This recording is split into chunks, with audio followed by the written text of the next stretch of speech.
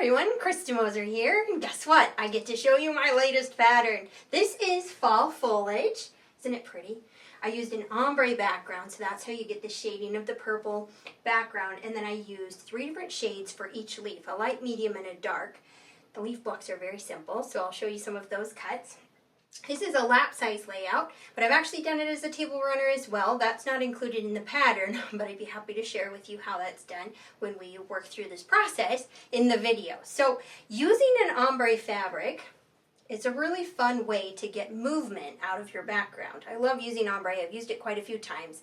And so what I've got here is this ombre plum. Now you notice it's lightest at this end, which is the fold, and then darkest at the salvage end.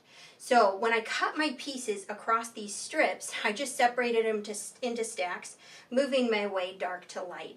And then I built each block from each kind of stack. So I grabbed the pieces from the lightest section and built some of these blocks, and then moved my way darker with my leaf fabrics.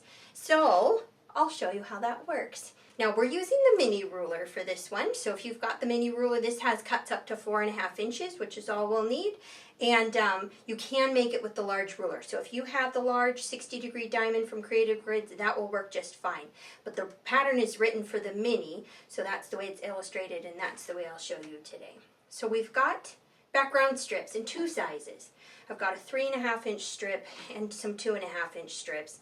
So I think what I'll do is I will start with the 2.5 inch, and I'll start at the dark end. Now, first cut, triangle cuts. So we've got some of those for the base of the leaf.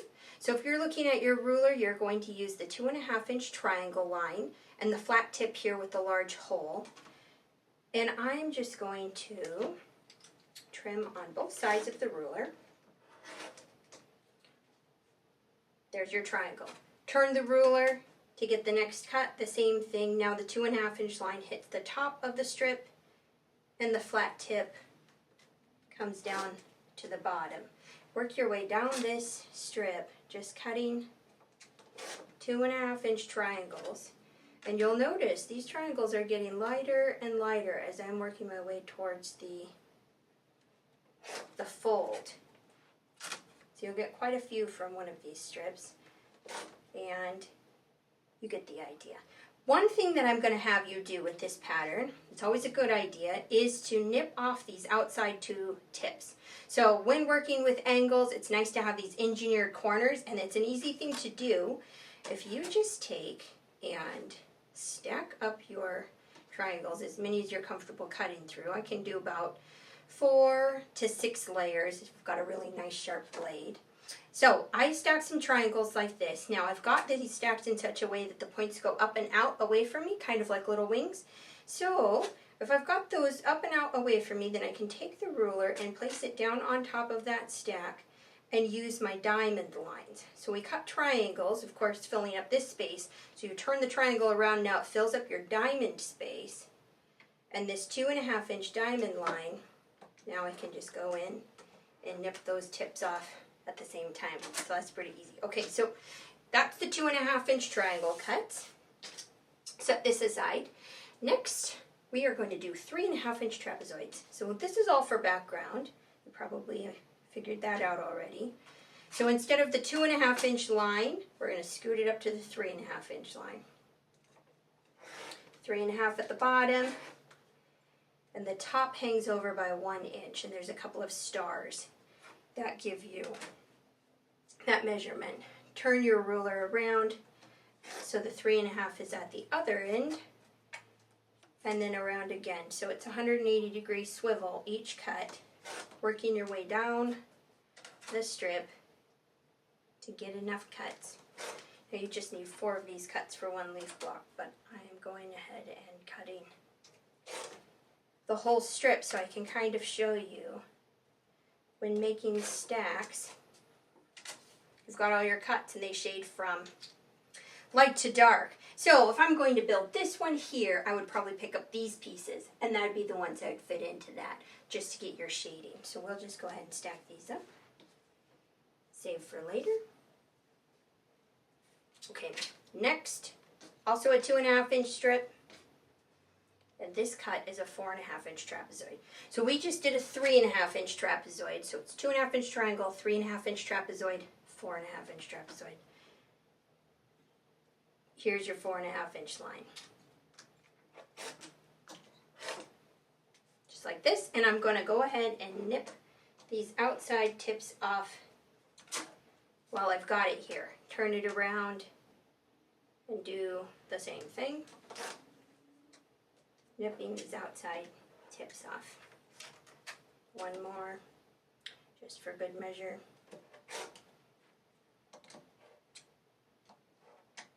And I didn't have you nip off the tips of the 3.5 inch, but I'm going to go back and do that, because that is going to be important. Okay, this gives you an idea. Again, with the shading, the stacks kind of get lighter as they go, or darker as they go. Okay, so here are the 3.5 inch trapezoids again. Just like the triangles, if you aim them up and out, where their corners kind of face out and away, you can take the ruler and you can have that fill up the 3.5 inch diamond line. So these are the solid black lines that come down from the tip. You just go ahead and take off those outside corners. Do that one more time. Just makes it easy. And you can do it without, if you're pretty good at eyeballing those little dog ears, but I wouldn't suggest it. It is so much easier when you nip off the corners. You take the little extra time, it will save you a lot of fussing around later. Okay, so that's the basics of those. Now we have the 3.5 inch background strip, and this we need 4.5 inch trapezoids. So here again, using the 4.5 inch line with the large hole of the ruler up here at the top, and the edge of the strip hitting these 2 star markings. So that gives you a pretty good idea where you're at. Just like this. And then turn the ruler one more time to get another set of these.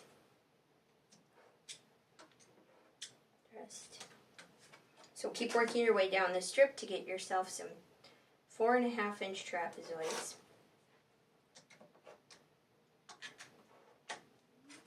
And so you can pick your background from the same sections, lights or darks, and build your leaves. Okay, well, that's good.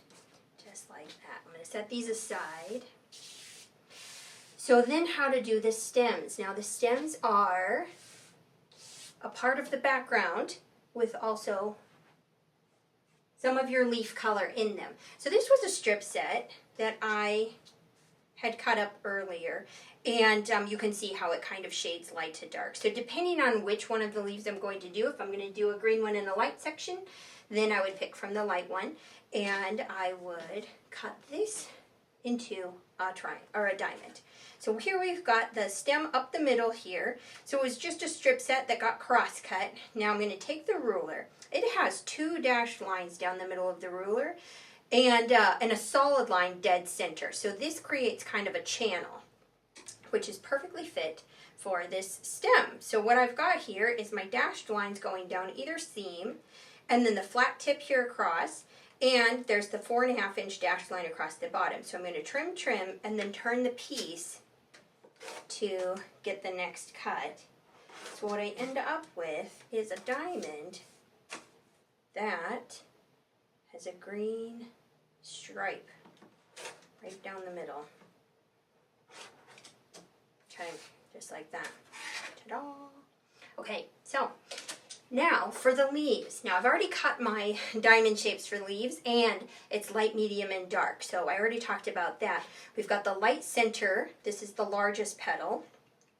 Then there's 2 mediums that would be on either side, and then 2 darks down here, just like this. And then the stem. So think about that, placing that in there. Now here's the nice thing. Building these, you can do it this way. I did a mix of both. So sometimes I did it the light one in the middle, moving my way darker, And sometimes I put the dark one in the middle and moved lighter. So you can get both. So it's quite a variety for the same amount of fabric or the same fabrics. So what you've got here is this is the dark one in the middle, moving it out to the light. And then here's the light one in the middle, moving out to the dark. It's just a nice way to use one collection of fabric or just a nice simple collection of fabric and yet get a very different variety of looks, which is always nice because it saves on waste and on fabric use as well. So I think what I'll do is I'm going to do the light in the middle and I'm going to move darker with this one. Okay, I'll set these aside here. So I've got some of my backgrounds cut. I grab another set. I think I'll need clear some space.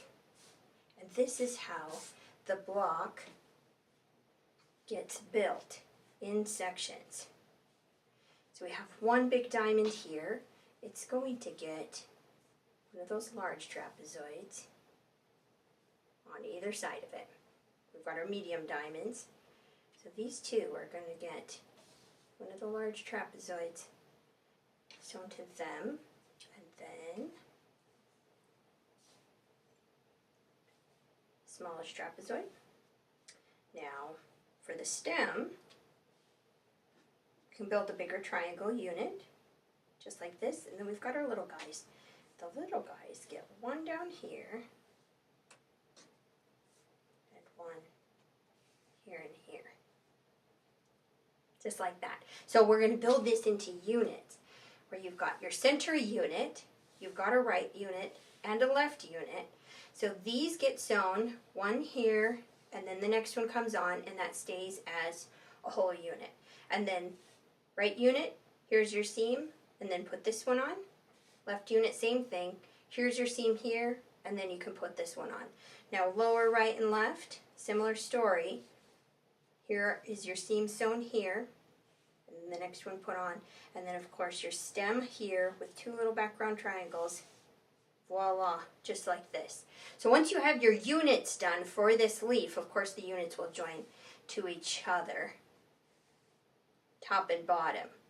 So what you would end up with is basically a row here and here. So I've already done some of that prep, so let me collect these and show you how easy that is. Okay, so what I just discussed with your center, now this is one of the yellow leaves. You've got your right and your left. So sewing that seam, press it open before sewing this seam, and then you can press that open. And the reason I do that, now we've got 6 pieces of fabric coming into the middle here. So it's very important when you go to sew these units together that you would sew this seam here. This is true of any triangle quilt.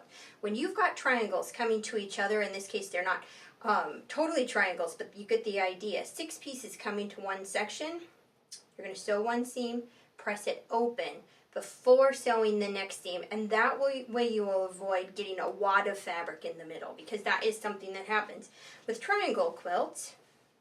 Is if you just sew the seam and bend it to the side and sew the next one on, you're going to end up with somewhat of a pile of fabric, which can become a wad, especially when you go to join it to the next side or the next row. So that's what we're doing here. So we've got one seam, press it open, then the next seam, press it open. Now everything lays flat, especially here in the point.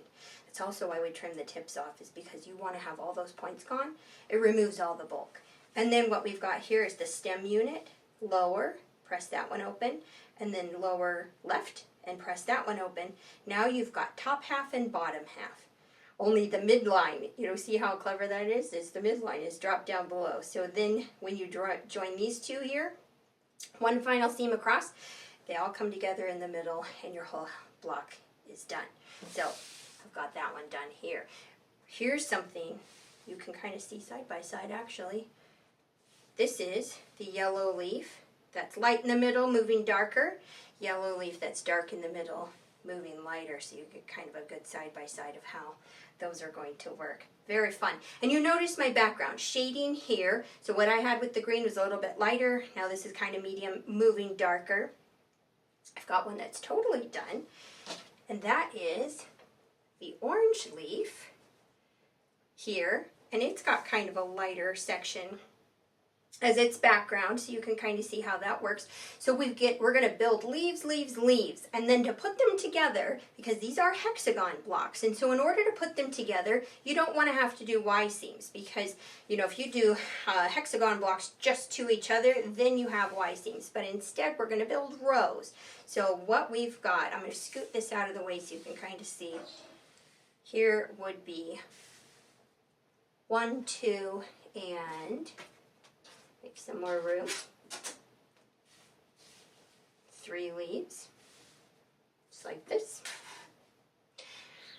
And so we've got these triangle patches that are openings. Now, here's the other thing with hexagon blocks. You can turn them any direction and they will fit in the same spot. So you notice some of these leaves are tilted to the side or the other side, or facing down or facing up. You can continue to turn this block any way you want to get your leaf to go the direction you want. So you can have fabric colors kind of pointing different directions to look like your leaves are falling. So that's kind of fun. So think about that, your layout. How do you want your leaves to be? You get everything laid out like this in rows, and then we build triangle units. So these are 4 triangles put together, your colored one in the middle, and then 3 background ones surrounding that. So you would put in your triangle units to fill these gaps. And let's see, I do that one here and this one here. And these 2 I picked from different color sections. So my triangle units kind of go with the color section that they're in to sort of blend in, creating that ombre look all the way down and across. And when you're going to build your rows, this is how we're doing it. So we've got our leaves, and then you put a triangle to that leaf. Now this middle leaf would get a triangle on each side, just like this. And then this one on the end would get a triangle. So if you're going to do a table runner with 3 leaf blocks, this is how you would do it. So building a row, you've got your whole leaf block, 1 triangle unit, leaf block, triangle unit, and then on and on. So for the full-size quilt, you would build rows, and the rows would join together, but you can simplify this and just do a table runner or something. It's a very cute idea. So much fun. And fun to play with color too. Light, medium, and dark is all you need. Pick your color palette for fall. And of course, I have picked a color palette for you. So I've got this kit of all the fabrics that I used. So what we have here are dark, medium, and light yellows, dark, medium, and light greens, dark, medium, and light the red tones, and then the orange tones as well, and dark, medium, and light, enough to do this whole quilt. And then of course the background, so you can kind of see how this ombre is lightest here going to dark. And so that is one whole kit. Includes the binding and the pattern, and you will be set with everything that you need. Okay, one more thing. So every year we've done a quilt along around the holidays, or sort of towards the holiday season. So I thought this would be a good one. So here's the pattern, Fall Foliage, just like this. So if you buy the pattern, you can join the quilt along for no charge. Of course, if you get the kit and the pattern, then yes, you're welcome to join with no charge. Now, this is a closed group, but every week I'm going to do a new video tutorial that teaches you just how to work through this process. So we'll start with cutting and fabric placement, and then work our way all the way to the finished product in 5 weeks. And that is going to start on October 24th. So that's a Tuesday. And the videos will go live in this private group every Tuesday, and you can follow along at your own time schedule. You don't have to be there for the actual initial showing of the video. It will be pre-recorded. So that's a lot of fun. Okay, I think that's everything. So a kit or the pattern, just the pattern. I'll put a link to this in the description box below this video, so you can get just the pattern or the pattern with the kit. And then you can get all the details for the quilt along if you'd like to join us. That's going to be a lot of fun. And I hope you join us. It'll be great. I hope you learned something or were inspired. Until next time, thanks for watching.